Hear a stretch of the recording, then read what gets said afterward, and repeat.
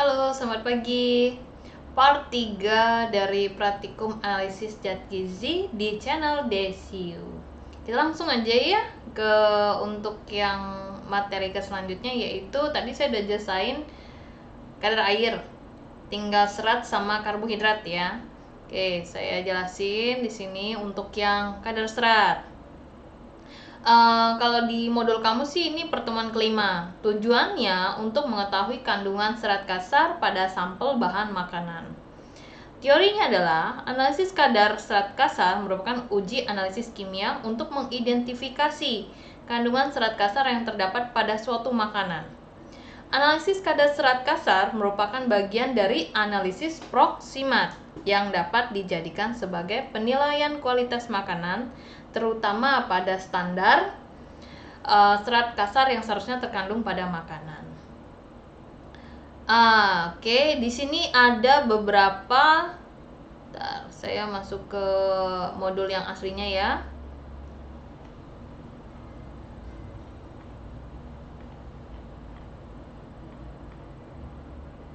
Oke, serat kasar. Ini ada beberapa penggunaan alat.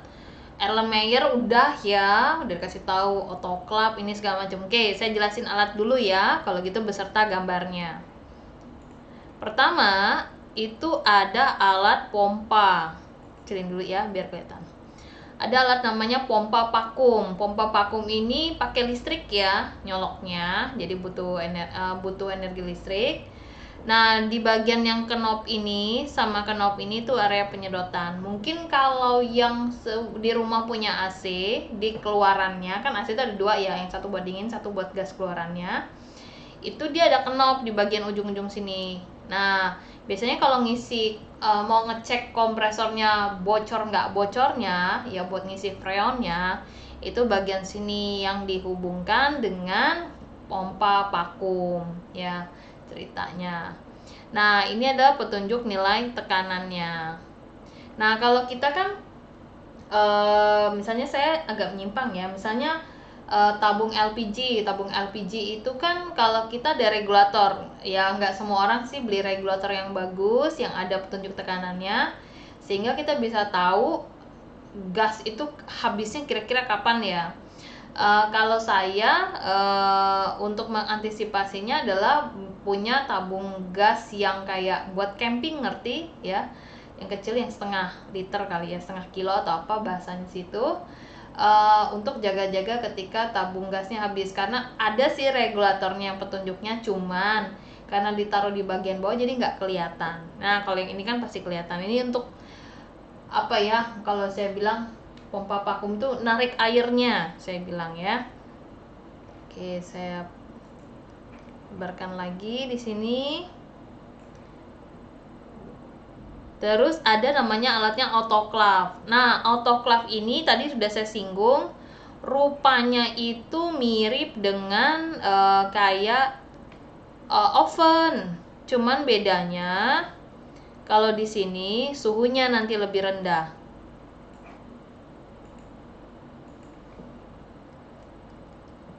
Suhunya lebih rendah, terus lihat nih dimensinya agak lebih tinggi, dan jadi dia kayak kalau oven kan dia bukanya langsung ya utuh, shred buka semua. Ntar saya lihat oven ya. Ntar ada gambarnya nggak sini? Ini kayak gini nih. Ketika oven dibuka, ini utuh ya, satu pintu ya sama dia ceritanya. Jadi kalau dibuka tuh langsung utuh semuanya.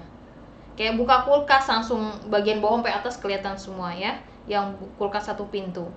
Nah, tapi kalau yang di sini itu hanya di bagian ininya doang, jadi kayak apa ya, pieces di dalam pieces di antaranya kayak ngebuka seperti itu.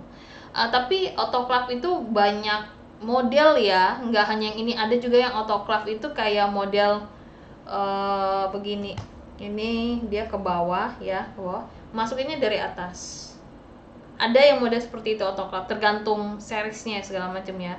Ya kayak kulkas ada yang bisa disembunyiin kecil, kulkas kecil yang ngebukanya mungkin nggak dari samping ya, tinggal disentuh aja layarnya kebuka kelihatan ya, beda-beda, itu hanya fitur ya.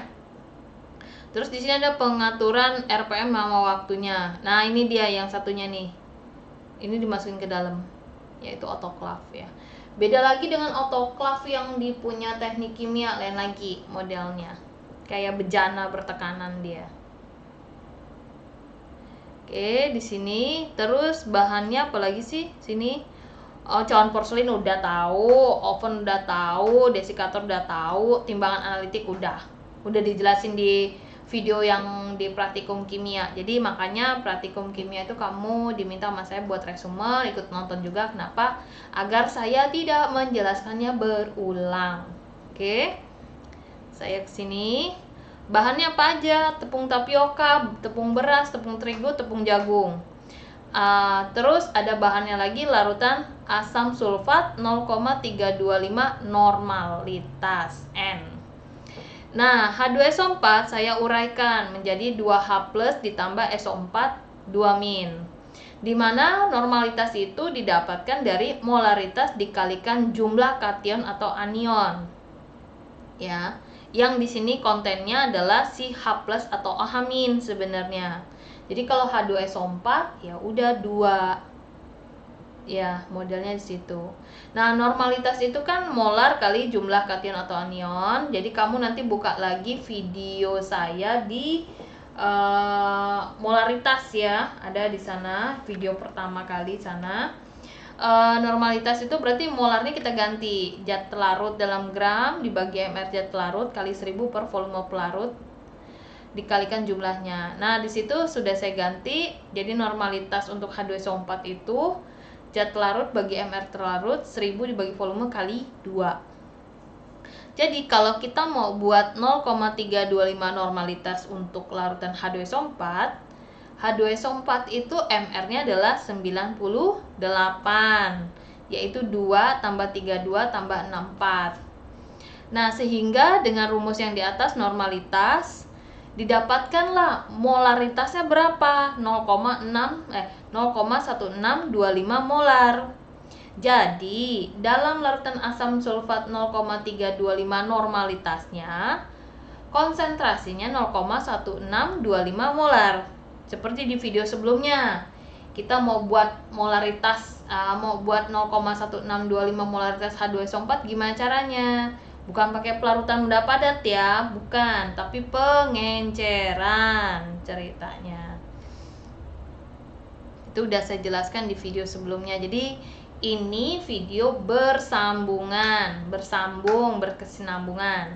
Oke, di mana pengenceran itu persamaannya adalah M awal kali volume awal sama dengan M akhir dikalikan volume akhir, di mana volume akhir itu adalah volume awal tambah volume aqueous ya. Kita juga bisa ngitung pakai dengan cara tahu ketika misalnya H2SO4 98% nih, misalnya kita pakai rumusnya yang satunya, yaitu molaritas sama dengan persen larutan dikalikan densitas kalikan 10 dibagi mR-nya H2SO4 lah kalau di sini.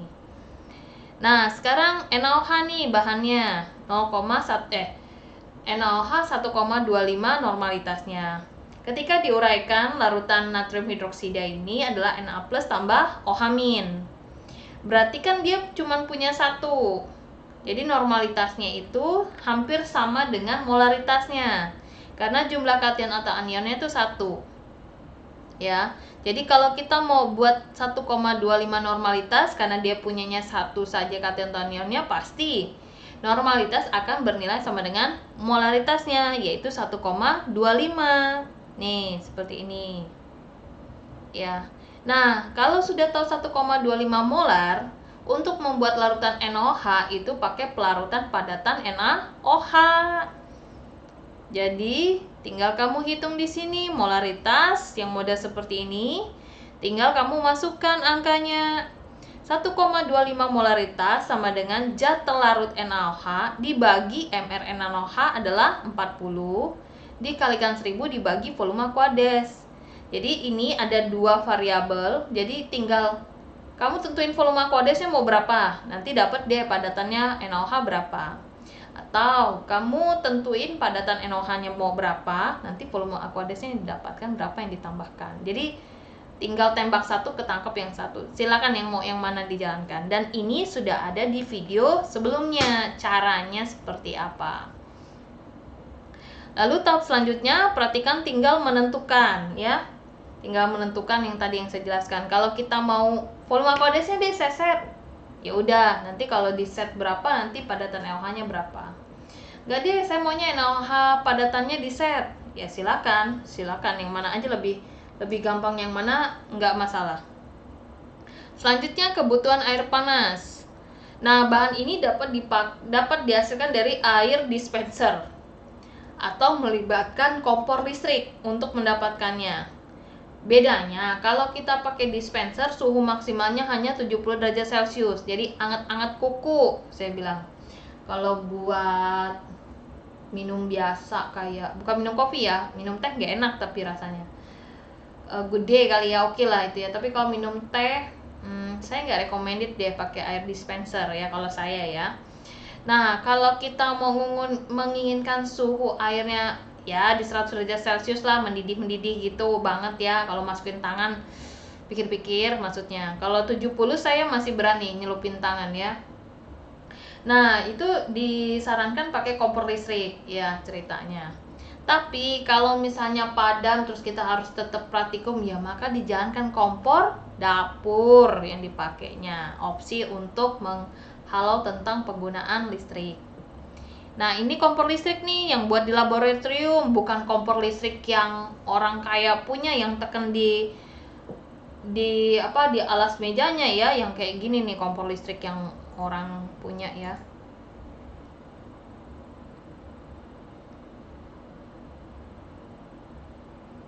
Kompor listrik.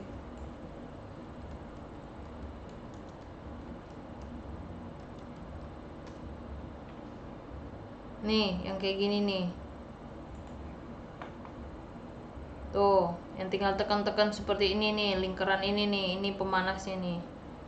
Bukan ya, bukan yang kayak gitu ya. Kompor listrik tuh yang ini buat praktikum nih.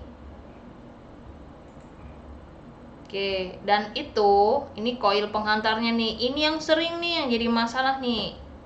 Ya. Terus di area sini kalau di zoom, di area sini tuh 600 watt. Jadi kayak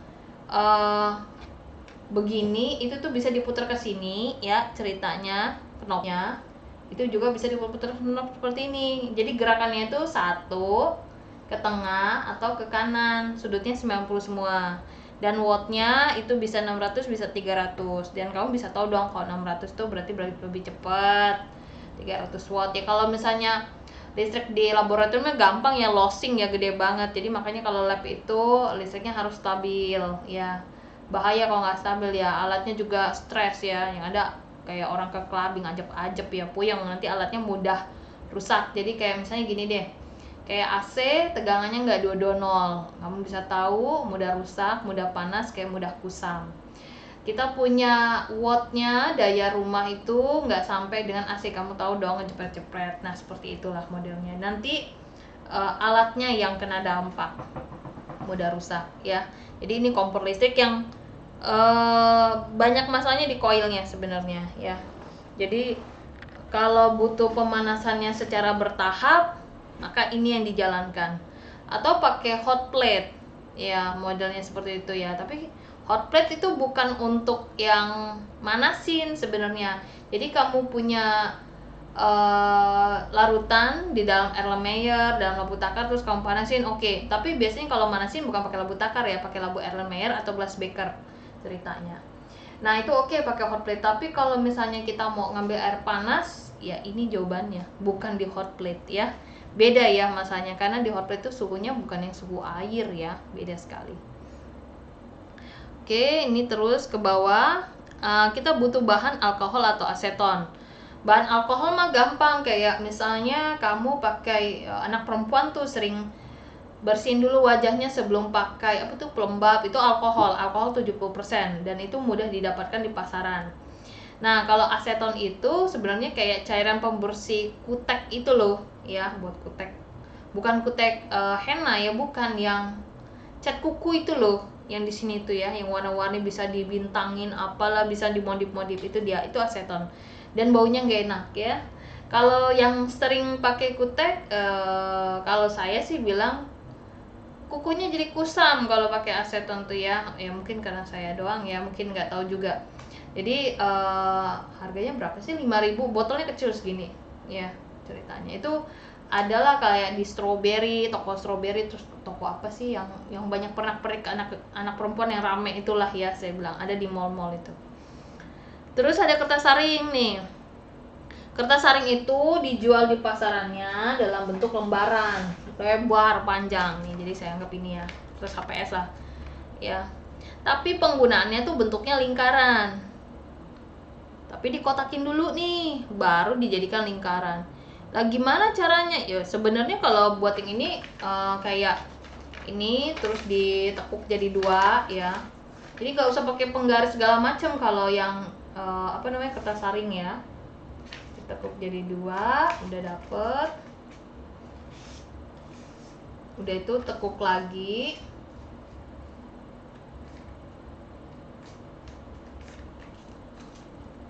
Oke. Ini dianggap rasa cukup ya, anggap cukup ya, gini. Terus nanti kita potong. Oke, kita potong di sini karena tekukannya. Terus ini potong lagi. Jadi kalau udah di lap itu nggak butuh presisi ya dia di sini. Kalau yang untuk kertas saring ya. Nah, cepet nih, dari situ tuh jadi 4 bagian ya. Ambil 1 bagian, ini seperti ini ya, tekuk lagi 2. Udah deh, ini dibuat ngelingkar atau buat sekali lagi deh. Tekuk sekali lagi ya, ini udah sekali, ini tekuk lagi sekali. Nanti lihat dulu ya, bener nggak ya saya. Terus ini kayak ngebuat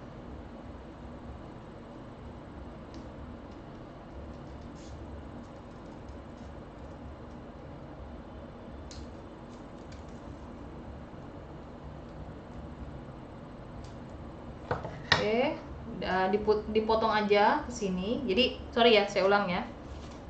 Ini tekuk lagi. Tadi kan kita dapat 4 kertas ya, yang dalam 1 kertas dapat 4 kertas sama yang ini ceritanya. Terus yang ini kita tekuk jadi 2, tekuk dulu sekali. Udah selesai, tekuk lagi. Oke, ini kan sudut ya, ini sudut. Nah ini yang lepas-lepas gini. Nah yang ini nih dipotong seperti ini, jadi lingkaran gini, jadi kayak gini nih ya, dipotong seperti ini. Bisa kelihatan ya, seperti ini. Udah, ini kita buka, jadi dia lingkaran. Ini bentuknya nggak persisi aja ya, bentuknya lingkaran saya anggap ya. Nah jadi nggak butuh pakai trik yang lain. Lumayan murah, dia mainnya meteran setahu saya atau lipatan lah si kertas saring ini.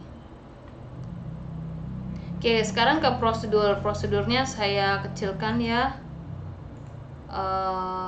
ke 100 deh, kita lihat.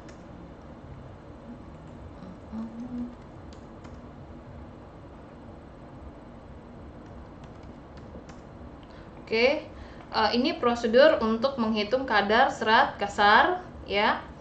Pertama itu kita punya sampel X. Tadi kan sampelnya ada tepung, beras, terigu, tapioka, ya macam-macam ya. Sebanyak 2-5 gram ya. Kamu tentuin aja 5 gram misalnya ya. Nah, masukin ke labu Erlenmeyer yang 500 ml. Kenapa 500 ml, Bu? Nanti di sini tuh mau ditambahin NaOH, ditambahin H2SO4, terus nanti ditambahin apa lagi di sini? Ya, ceritanya tuh. Nah, sampel X tadi 2-5 gram ditambahkan 100 ml H2SO4 0,325 normalitas. Yang sampel tadi bisa tepung tapioka, beras, terigu maupun jagung. Erlenmeyernya 500 ya. Nah, setelah itu nggak pakai acara ngaduk-ngaduk, enggak. Ya, tenang aja karena itu tugasnya si autoclave. Nah, sebelum jadi Erlenmeyer yang sudah masuk di sini ada Erlenmeyer. Sampel yang udah masuk H2SO4 sama si padatan seperti ini ya. Dia akan masuk ke autoclave untuk mengalami proses hidrolisis. Nah, ini autoclave-nya di setting. Ternyata di sini dia butuhnya suhu 105 derajat Celcius. Waktunya 15 menit. Itu tuh kayak guncang-guncang kalau saya bilang ya. Kayak mana ya saya bilang ya? Pergerakannya tuh gini. Alat ya, tek tek tek tek gini. Itu yang seingat saya ya, alat ini pernah saya lihat ya, karena waktu itu bantuin thread pelan banget ya ceritanya. Ada juga yang grek gini muter. Ya, ceritanya gitu. Pernah melihat seperti itu. Lalu setelah dari autoclave 15 menit suhu 105 derajat Celcius itu dikeluarin lah dari si autoclave-nya, didinginin.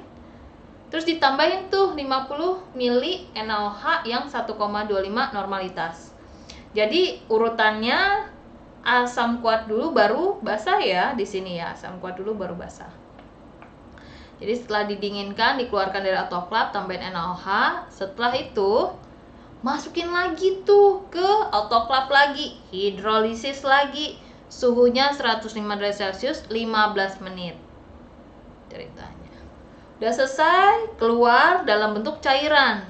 Ceritanya nih sampelnya. Kita mau melakukan penyaringan pakai pompa vakum sama kertas saring. Jadi kamu sudah sudah timbang ya kertas saringnya. Kenapa harus ditimbang, Bu? Karena nanti endingnya mau pengeringan. Kalau pengeringan kan kita punya alas, ada yang mau kita keringkan. Nanti toh ini kan ngikut ditimbang si kertas jadi ini harus terlibat ditimbang dulu ya. Nah itu kan nggak ada Bu prosedur di sana, nggak kelihatan setelah kamu membaca kembali ya. Oke, sudah selesai. Dan tolong ya setiap kertas saring itu diketahui masing-masing beratnya, karena walaupun kamu tadi saya ajarkan bagi dulu ini, karena setiap kertas saring pasti beda beratnya, karena mungkin ya nggak presisi kita ngegambarnya segala macam ya. Itu dia. Dan saya sudah jelaskan kenapa harus bulat dan kawan-kawan.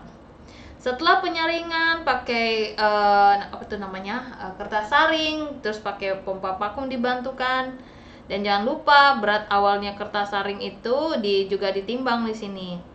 Setelah dipompa di vakum, dapat dong berat awalnya berapa di sini ya. Jadi kita dapat tuh di kertas saring sama padatan itu berat awalnya, dan kamu sudah tahu berat sampel sebenarnya berapa, udah tahu ceritanya ya. Jadi posisinya kebalik, kalau di kadar air posisinya ya udah langsung ukur berapa masanya sampel, langsung keringkan segala macam. Kalau ini dia prosesnya panjang dulu baru dapat berat sampel awal ya.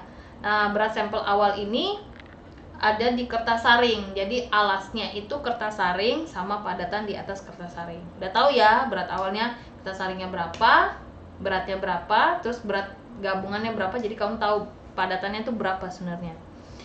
Setelah itu kita akan melakukan penyaringan dengan penyucian yang langkahnya harus berurutan.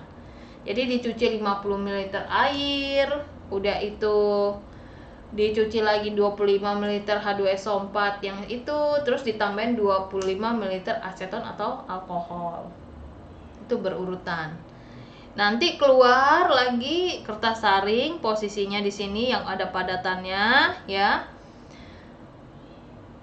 Sehingga kertas saring yang tadi di atasnya ada padatannya itu akan ditaruh di cawan porselin untuk masuk ke proses pengeringan di oven. Tentu cawan porselinnya sudah kamu kalibrasi lah, kamu cuci, kamu ini segala macam seperti yang dijelaskan sebelumnya.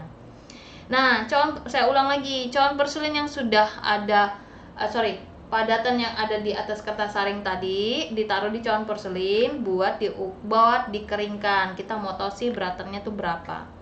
Keringin tuh dengan oven, suhunya 105 derajat Celcius. Waktunya bisa di atas 2 jam, pokoknya intinya sampai beratnya konstan. Setelah selesai dikeringkan di oven, dinginkan dulu sejenak di desikator. Setelah selesai desikator, di sini kamu timbang deh cawan porselinnya sama si kertas saring. Berarti secara nggak langsung, hati-hati. Di sini harus timbang juga massa cawan porselin.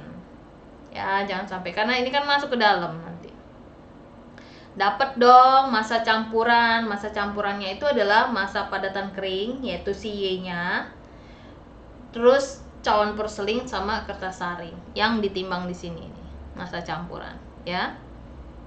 Oke, terus saya memberikan data hasil pengamatan saya di laboratorium. Jadi saya langsung menentukan, tadi kan saya kasih tahu di sini prosesnya seperti apa, ya. Nah, ini seperti ini, ya, saya kasih tahu. Nah, sekarang yang apa sih? Yang ini berikan data, saya pakai data yang tadi yang di kadar air. Jadi kebalik rumusnya, kalau di sini dia massa akhir dikurangin awal dibagi awal kali 100%. Kamu bisa pakai data ini.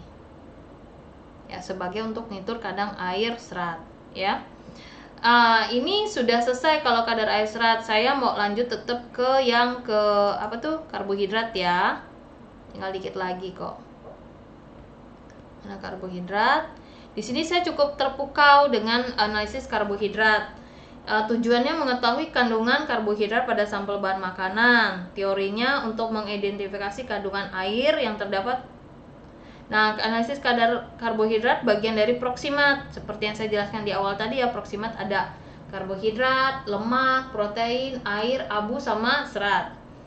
Nah, ceritanya sepanjang saya tahu ngitung karbohidrat itu nggak pakai eksperimen, tambahan reagen apa, reaksinya apa, enggak. Jadi karbohidrat itu didapat dari 100% dikurang kadar air itu berapa, dikurang kadar abunya berapa, dikurang kadar proteinnya berapa, kadar lemaknya berapa, seratnya berapa. Sisanya lah itulah kadar karbohidrat, ya. Jadi karbohidrat itu tidak dilakukan ujinya seperti apa. Pakai panasin bu, dibakar bu, dikasih ini bu, bukan, ya. Nah, jadi karbohidrat saya tidak menjelaskan begitu detail karena ya begini doang memang sepanjang saya tahu karbohidrat Maya. Oke, penjelasan saya tentang praktikum analisis zat gizi sudah selesai. Silakan dikerjakan, waktunya cukup panjang kok dari saya, jadi kamu bisa cicil-cicil pekerjaan kamu yang lain.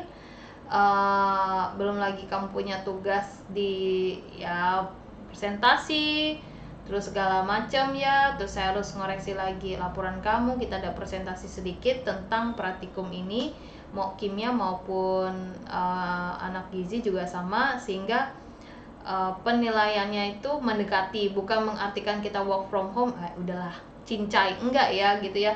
Tetap ada yang harus diberikan ke kalian, ditempa ke kalian agar tidak begitu jauh ya. Kalau work from home udah labu cincai, enggak gitu juga ya. Setidaknya masing-masing cara menilai dosen berbeda-beda, dan semoga kamu bisa mengikuti pola yang saya berikan. Silakan komen, like, dan share terkait kebutuhan kamu. Saya terima kasih atas waktunya telah nonton di channel DCU. Nanti saya perbaruin di Google Classroom sehingga kalian tidak misdirection ya. Terima kasih atas waktunya telah mampir di channel DCU. Terima kasih dan sampai jumpa. Selamat pagi.